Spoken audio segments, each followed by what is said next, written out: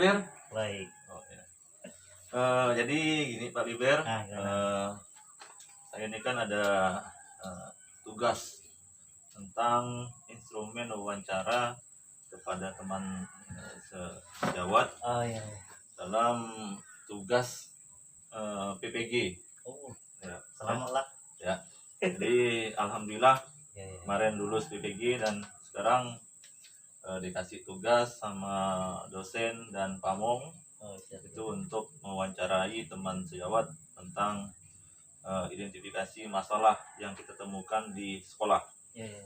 Jadi ini ada permasalahan yang saya temukan di SD saya. Gimana?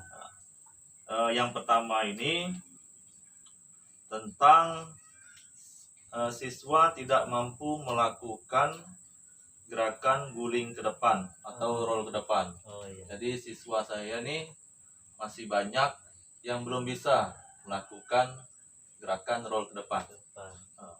Yang kedua masalah saya nih Pak Liber, ini tentang literasi. Oh ya. Ya, tentang literasi ini masih banyak siswa di kelas atas, khususnya ini kelas 4, kelas 4 ya. Jadi kelas 4 ini masih banyak yang belum bisa membaca lancar. Jadi dua masalah ini yang saya angkat, yang ingin saya tanya kepada Pak Liber. Yang pertama ini, bagaimana tanggapan Bapak tentang permasalahan yang sudah saya angkat tadi, bagaimana dalam proses pembelajarannya? Menurut saya materi yang diangkat Pak Ilham itu sangat bagus. Karena apa? Karena mengangkat siswa yang tidak mampu tadi, paling tidak itu bisa sedikit. Jadi menurut saya siswa yang kurang mampu dalam roll depan tadi ya, itu kalau menurut saya itu biasa pengalaman saya itu dipisah aja yang putra sebelah kiri atau sebelah kanan kalau ada matrasnya dua gitu. Walaupun kalau tidak ada matras boleh giliran saja, atau putranya duluan atau putrinya duluan, biar mereka tidak ya malu lah. Kita kan nggak tahu anak-anak yang perempuan atau laki biasanya kan anak kelas 4 kan. Kelas 4 ini Pak. Sudah agak mengerti lah gitu silanya mana yang kurang baik dan tidak baik. Jadi bisa saja biar mereka, kalau mereka dipisah, pengalaman saya itu mereka akan leluasa. Jadi mereka leluasa sendirinya di kelompok yang pokoknya putri, di kelompok yang putra itu tadi. Berarti untuk siswa itu dipisahkan Pak ya? Iya. Dibagi dua kelompok lah gitu ya. Kelompok putra dan kelompok putri. Ya. Jadi untuk yang ini masalah tentang sarananya, ini apakah sudah cukup untuk menampung peserta didik, termasuk matrasnya? Tadi kan mungkin di sekolah saya ini matrasnya baru satu ya. Ya, satu, sedangkan peserta didiknya ini ada 20 orang ya. Jadi 20 orang, matrasnya hanya satu. Gimana cara nih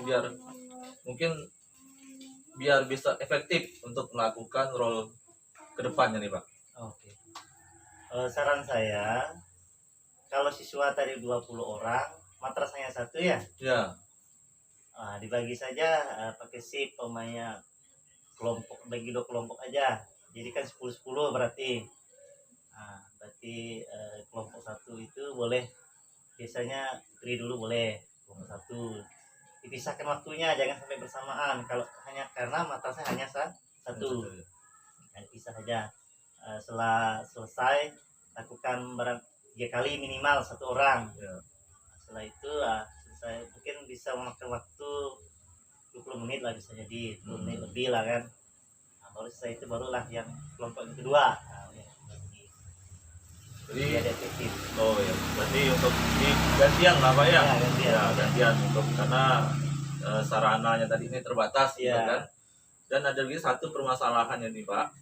Jadi rata-rata siswa yang berbadan gemuk ini sangat sulit sekali untuk melakukan roll ke depan. Gitu ya? Pengalaman Pak Liber ini gimana nih tentang mengatasi siswa yang gemuk ini biar mereka tuh berani dan bisa melakukan gerakan guling ke depan ini. Oh iya. Pengalaman saya untuk mengatasi siswa yang gemuk itu tadi, memang betul awalnya mereka tuh di saat kita pas materi itu tadi, umpamanya hari ini kita materi role ini, tentu mereka yang berbadan gemuk itu tadi akan merasa ya dalam hati sudah pasti saya tidak bisa gitu. Jadi pengalaman saya kasih dia PR, coba di rumah dulu barang 2 atau 3 kali ditilang, saya bilang gitu. Coba di rumah atau sebelum tidur boleh, kalau tidak bisa ya guling-guling samping gitu aja gitu. Intinya satu aja, yang penting guling. Nah itu aja, itu yang saya sampaikan. Ya akhirnya begitu setelah coba minggu kedepannya, minggu pertemuan kedua sudah mulai berani dia begitu. Ya. Terima kasih Pak Liber atas pengalamannya yang sudah dibagikan kepada saya. Ini tentang permasalahan yang pertama tadi, siswa yang tidak mampu melakukan gerakan guling ke depan. Yang keduanya ini Pak Liber, ini tentang masih rendahnya literasi di sekolah saya. Saya temukan masih ada kelas 4 yang masih belum lancar untuk membaca. Seharusnya kan apalagi kalau udah di kelas-kelas yang atas nih seharusnya udah lancar semua membacanya, kan? Jadi apa metode pembelajaran yang bisa saya lakukan menurut Bapak ini? Agar bisa literasi di sekolah ini bisa meningkat ini, Pak.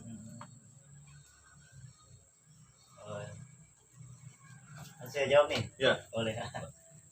Menurut saya sih kalau ya betul, kita sebagai pendidik ya, kita waktu kita di sekolah itu minimal itu paling lama itu 4 jam atau 4 jam kan. Selebihnya kan mereka kan rumah gitu filmnya. Nah, jadi saran saya ya boleh kita, anak yang tidak bisa membaca itu kita panggil orang tuanya atau walinya. Nah, kita panggil, kita ceritakan ke orang tuanya. Jadi begini anak ibu di sekolah, jadi kita ajak mereka orang tua kerjasama. Nah kita saling membantu gitu. Jadi saran saya ajak orang tua kerjasama, jadi biar sama-sama membantu anak itu tersebut. Nah jadi di rumah juga bisa belajar sedikit, sekolah juga bisa belajar sedikit, jujur kan lama-lama mudah-mudahan pasti bisa. Nah jadi begitu. Kalau untuk di sekolah ini Pak, gimana kita cara untuk meningkatkan literasinya di sekolahan? Tadi kan bisa dibantu sama orang tua juga. Kalau untuk di sekolahan ini, gimana kita cara meningkatkan literasi siswa ini selain tadi itu di perpustakaan gitu kan? Ya, gimana cara menurut Bapak cara meningkatkan literasi di SD ini? Tergantung, kalau kita sarana buku kita lengkap, untuk media pembelajaran kita lengkap, ya mudah-mudahan bisa mendukung itu. Tapi untuk supaya meningkatkan kehobian anak untuk membaca itu, boleh kita setiap sebelum kita mulai pelajaran, boleh aja anak untuk membaca sebelum kita kegiatan belajar mengajar itu, paling tidak minimal membaca itu 15 menit cukup. Iya, setelah itu kita tanya ke mereka apa yang mereka baca itu tadi. Nah, kalau anak itu mencermati apa yang mereka baca itu, mereka akan tahu. Nah, jadi di situ kita bisa membiasakan mereka untuk membaca.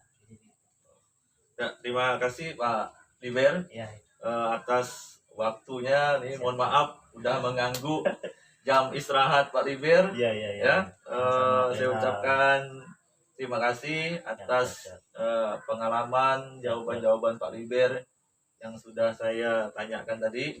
Saya ucapkan sekali lagi terima kasih Pak Liber ya. Sukses Pak Ilham. Ya, terima kasih Pak Liber.